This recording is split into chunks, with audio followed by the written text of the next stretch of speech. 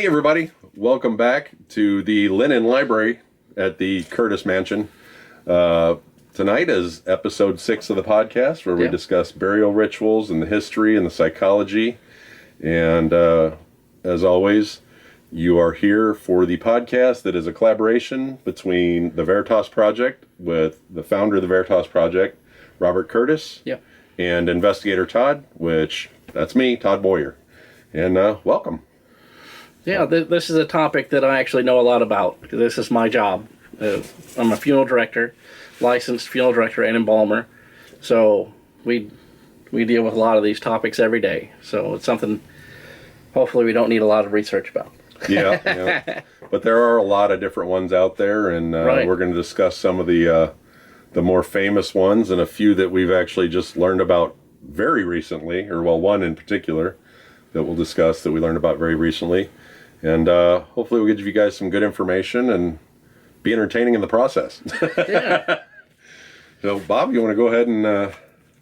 Yeah, so I thought we would lead off with the history of burial rituals. So we'd talk about how people decided that they needed to do something with the dead people and find closure, and meaning in that person's death, so that it wasn't just...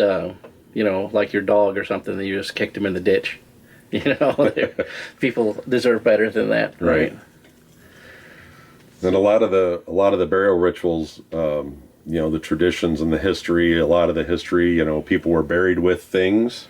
Right. With some believe that the things that you're buried with go on with you into the underworld. Right, and cremations too. The Chinese and Hindus believe that all the stuff that you're cremated with will go with you in the next life, so they'll burn money and bury them with models of cars and all kinds of stuff. It's kind of cool. So let's talk about some of the religious influence that's put onto it. Right. Obviously a lot of primarily the cemeteries that you see now come from Catholicism. Yeah. So the Christians believe that one day, Jesus will come back, and then everyone will come back to their body, through some means, and that's why they want to have it preserved. Like the word casket in French means like a ornate box, and that was the idea, that you were preserving that body, so that when you needed it again in the future, your spirit comes back to your body, then it's all taken care of, instead of having to pick your bones out of a ditch somewhere. Now, with modern burial, I just heard this recently. Is it true that all caskets are like 5'5", or what's the length of the? Oh no, they're in probably the 6.5 foot range. Oh really? It depends. Yeah, there's extra room in the head and foot into the casket, because there's an adjusting mechanism in a lot of them, and you can raise the bed up and tilt it and everything to get the best viewing angle. So if there's a taller person, you can usually bend their knees. Or, I'm worried about fitting. So. We always joke about cutting their feet off, but nobody ever does that. Yeah, I just heard about that recently, that you kind of lower the bottom and bend the knees, and so. No, if it was 5'5", we'd be in trouble. Yeah, that's true. That is true. A lot of people are, most people are taller than that nowadays. So what, let's talk about maybe the impact that war has on the burials and disease. Well, embalming comes from the Civil War period, when people traveled, in war, and then they fought and died, and then they wanted to be buried back home with their loved ones.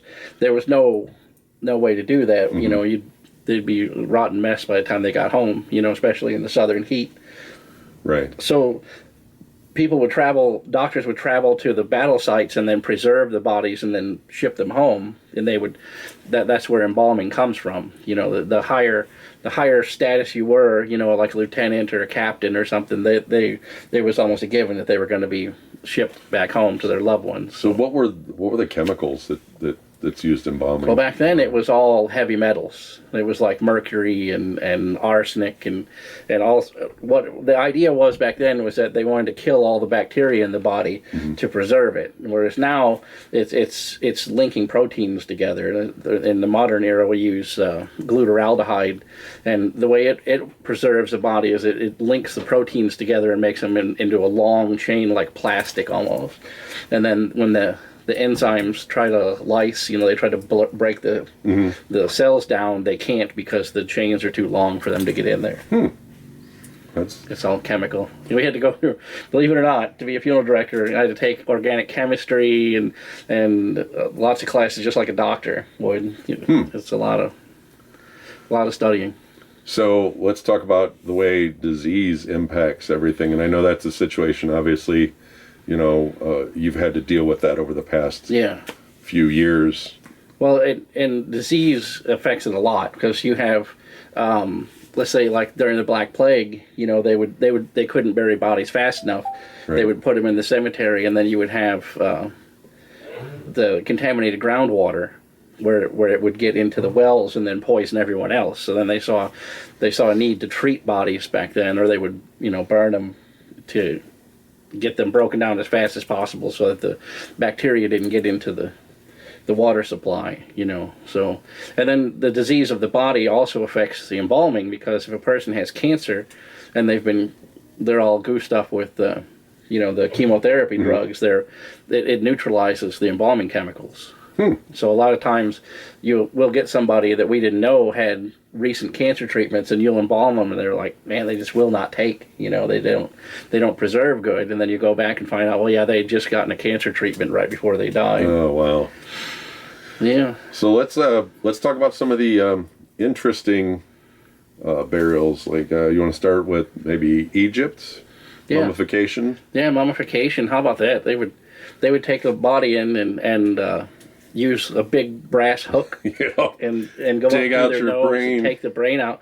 And they would actually discard the brain because they thought it was just like a blood filter. They didn't know. Yeah. They would preserve the heart because that's where they put it in the jar, put it in a separate jar. Yeah. The soul lived in the heart, but they would just throw the brain away. Now mummification wasn't for everybody. Obviously, it was for the upper echelon, and you were, of course, buried with all your things because they believed that what you got buried with, you got taken to the next world.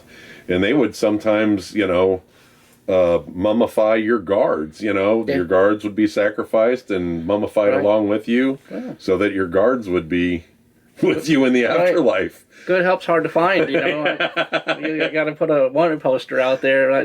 No, I'm going to kill all these people, take it with me. And and they almost had like an embalming process themselves. That was more of a resin.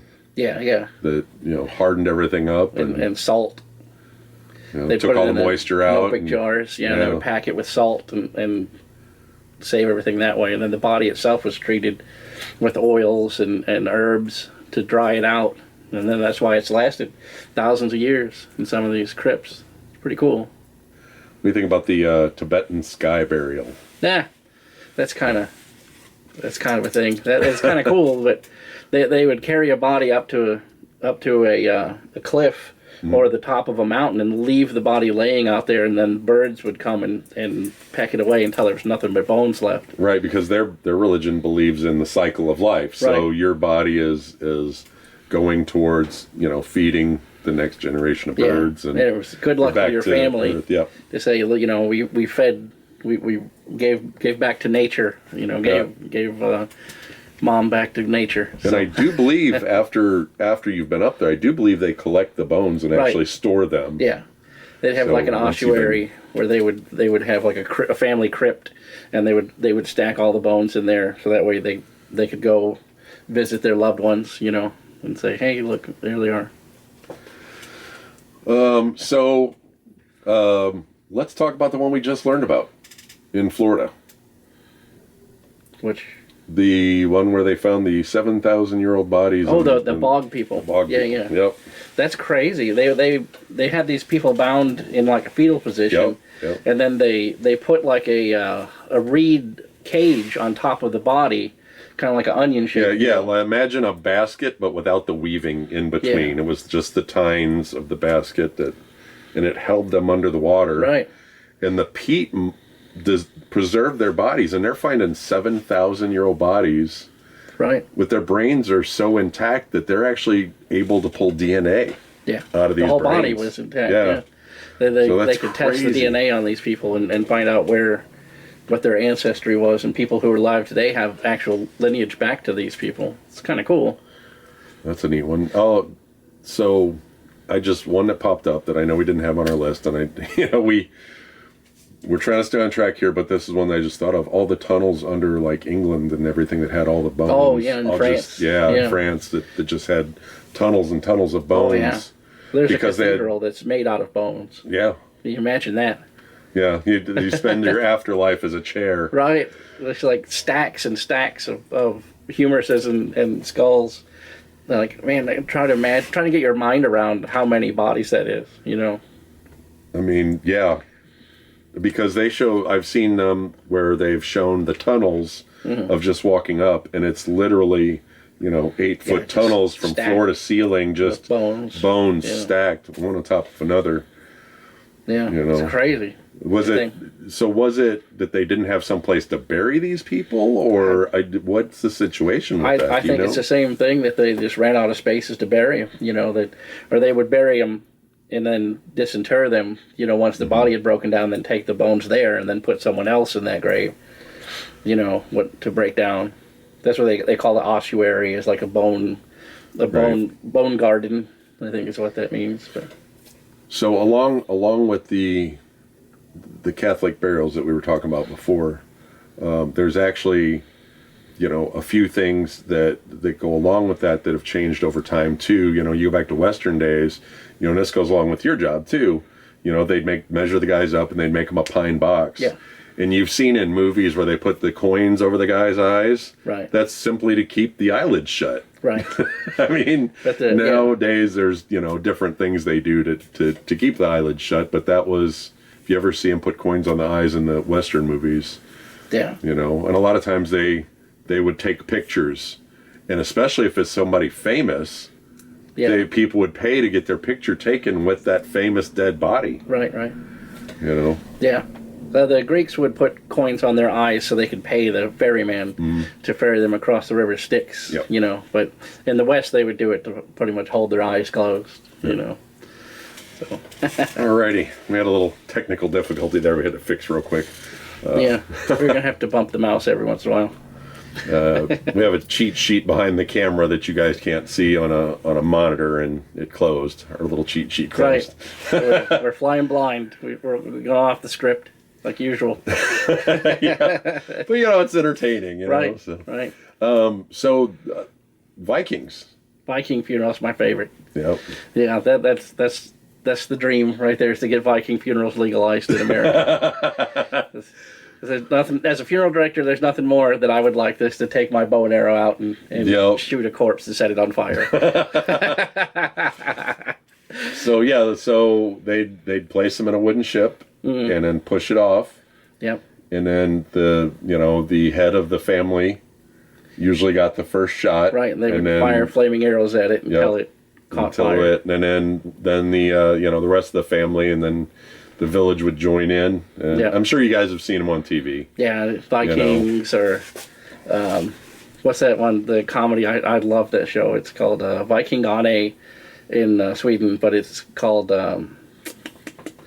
It's a comedy. You seen it? I haven't seen it. Oh my god, it is so funny.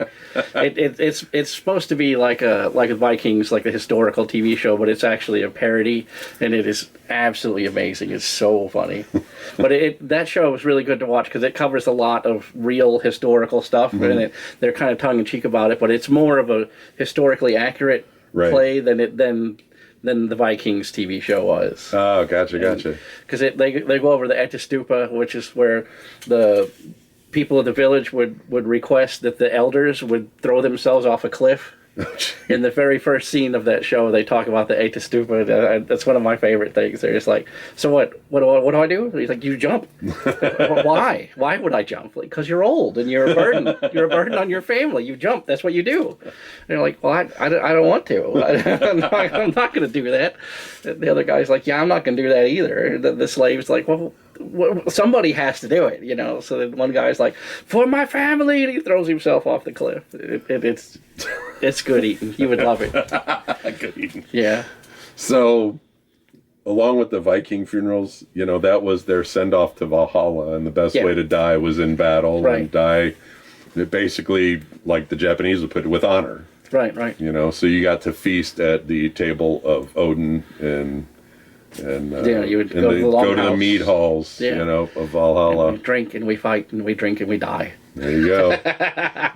For sure. Good times. So now a lot of, well, let's cover cremation first. Yeah, that's the big thing. So, Cremation's it's always on the rise because people they either don't want to invest a bunch of money in cheaper alternative in the funeral, or they don't want to go through all of the, you know, multi-day thing that you have to deal with for a funeral. You know, they just want to have it one and done. And well, a lot more space is getting taken up by more and more cemeteries, and you know, it's amazing with my job how many cemeteries I come across. You know, and actually, I came across one today that was from 1830, and some of the stones in there were literally just a stone in the ground. Just a rock. Just a rock, just a flat rock, and so. Yeah.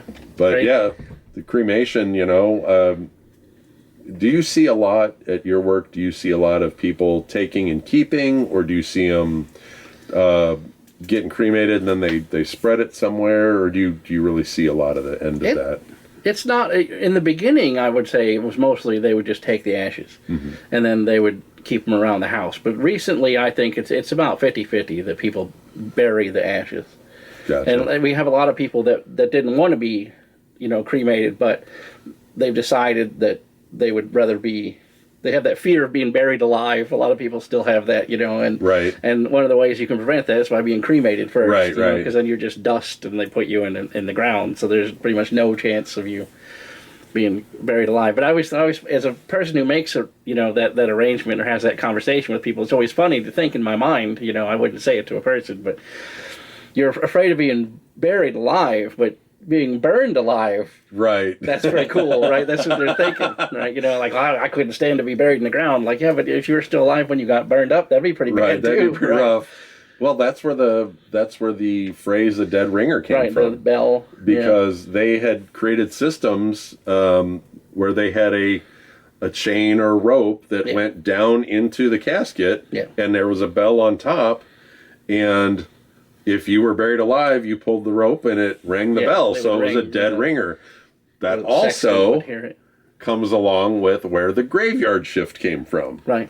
Because the person who worked overnight to listen for the bells was working the graveyard shift. Yeah. So, like, a whole bunch of things have come out of burial that are unintended. The sexton is what that person's called. The person who works at the cemetery. Mm-hmm.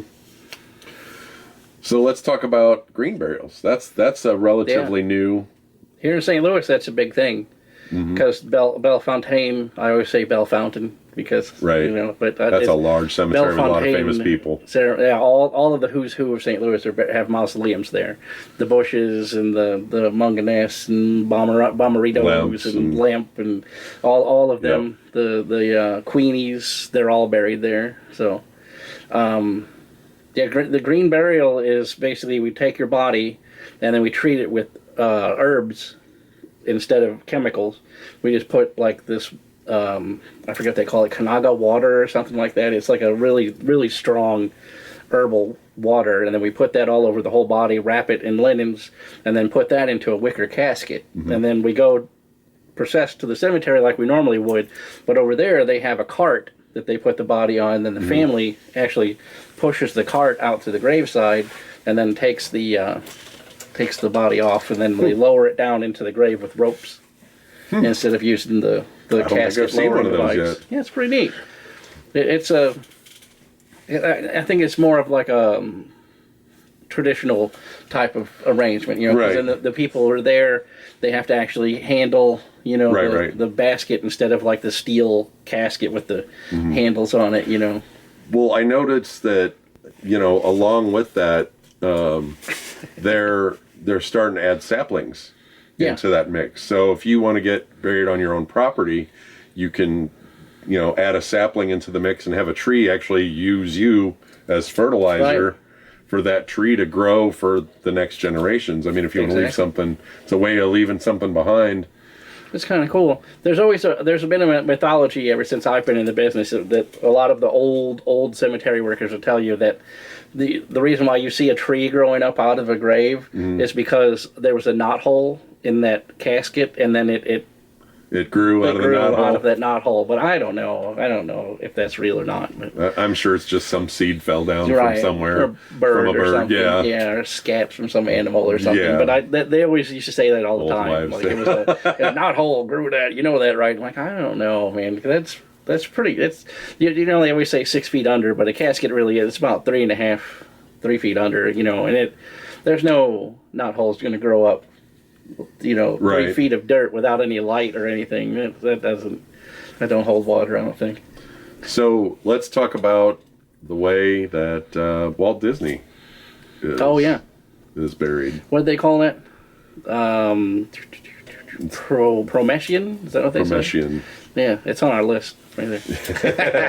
It's on the list. Prometian. That's where they would freeze. They freeze the person or freeze dry the person. So that freeze drying is the process of moving all the water out of the body all at once.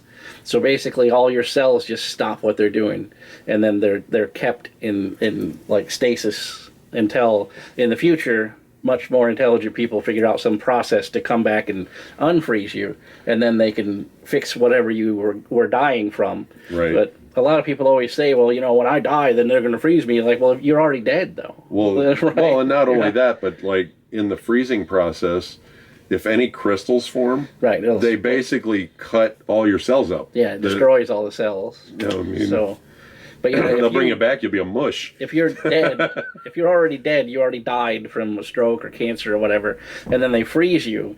There's nobody in the future that's going to be able to fix that. You know what I'm saying? So you have to be basically still viable when you're frozen, so that way they can thaw you, and like the Lazarus toad, where they can bring you back from the dead. But if you're already dead, then you're just going to be goo when they thaw you out. So, what do you think the psychological aspects of death are and burial? All right, so let's discuss the psychological effects of death. Right. Well, like from dying or from just people's death? Like grieving, that kind of stuff. Yeah, I think it's very important to have like a funeral or at least some kind of memorial gathering, because a lot of people are just like, just throw me in a box and put me in the closet, all that stuff, and then their family suffers, because I from personal experience, I know when my father passed away, we didn't have a funeral for him, and we didn't do anything really, and people for years would come up to me like, well, how's your dad doing? Like, well, he's gone, he's been dead for years, but we didn't have any services, so we don't, Yeah, you need that closure too, it's almost like a subconscious thing, to see that they're gone, you know what I mean? Right, to see them laying there, and then in your mind you have that closure, you know that, because if somebody like a loved one of yours, goes to work one day and they've never come home, like their body is like they drive off a bridge or something, in the back of your mind, you're always going to be looking. You see that, the same kind of car they drove come up the street, you're going to think, oh, are they home? And it'll always, like kids that go missing and things like that. The parents always have that in the back of their mind, like what are they doing right now? Where are they at? When my dad passed, I was 12. And, he had a big funeral. He knew a lot of people. The funeral lasted 3 days. The place was packed for 3 days. But even after that, I always looked for him. Yeah. Like, because I don't think I won't say I fully grasped it, but I didn't want to believe it. Right. So I always thought, is he really gone? You have that doubt in the back of your mind. Yeah. So Yeah. that's a big thing. And something that I touched on in one of my TikToks, once you die, and then once the people who knew you, they pass on, it's considered your second death. And the reason being your second death is your name might never get brought up again. Yeah. Like, you will be lost in history, unless you have left something that somebody goes, oh, look, this is so-and-so, or you did some kind of memorial or something. Yeah. Someone will never speak your name again, and speak it meaning you. Right. Because no one remembers you. Right. Yeah, that's been erased, basically. Yeah. And tell somebody, it's like, well, who was your great grandfather? And like, most people can't tell you. They don't know. They have no idea unless you've done an ancestry something. So, like, we'll say 99% of the people don't know, beyond 2 generations. They remember their father, and then, their father's father, their grandparents. Right. Beyond that, most people don't know. No. So you're just kind of lost to history, unless, somebody's done an extensive genealogy. Yeah, made like a family tree. Yep. Yeah. Yep. Even then, though, it's just a name on a piece of paper to a lot of them. They've never met the person. They have no idea. Right. So, a topic that unfortunately Bob had to deal with here recently, and I take very seriously. It is Suicide Awareness Month. Yeah. And we want to let you know that if you feel that you're at that edge, there are people who care. Yeah. I've been there myself. Oh, yeah. And Bob and I are both veterans. It's a big thing. Veteran suicide rate is way higher than your average Joe walking down the street. So many of my friends from the Marines that I would never in a million years think that they would kill themselves have. And I think about it all the time, how many, it just blows my mind to think, man, I was going to call so-and-so, I'll see something on TV and be like, oh man, I need to look up or send a Facebook message to my friend, and like, oh, I can't. Yeah. They're gone. So talk to somebody, anybody. There are people out there who care. Things always get better. Yeah. Reach out to somebody. Yep. There's no reason to suffer alone. Yep. Well, I'll put a link at the end of this, and we'll get put the number for the crisis prevention hotline and all of that at the end of this, so you can at least have this resource that you can reach out to. Yeah. You can always DM me. I'll hit us up in the comments. I'll BS with you. Right, it ain't worth it. Yeah, I'm Investigator Todd on Facebook. Message me. Yeah, I'll talk to you. If you're having a hard time, just shoot me a message. I'll talk to you. I've been there. I'll listen to you. But life goes in waves. It's always going to come back up and back down. There's nothing worth ending it for. So yeah, you get one roller coaster ride. Might as well ride it to the end. There you go. So. But so a little recap. We've covered basically the history. Right. We've got into details about some of the different burial rituals. Right. We've discovered talked about some of the new ones and some of the ones just found, like the one in Florida. That's kind of neat. And talked a little bit about the psychology behind it. Right. Right. And we hope you enjoyed the show. And want you to remember to stay curious and find the truth. And we will catch you guys next time.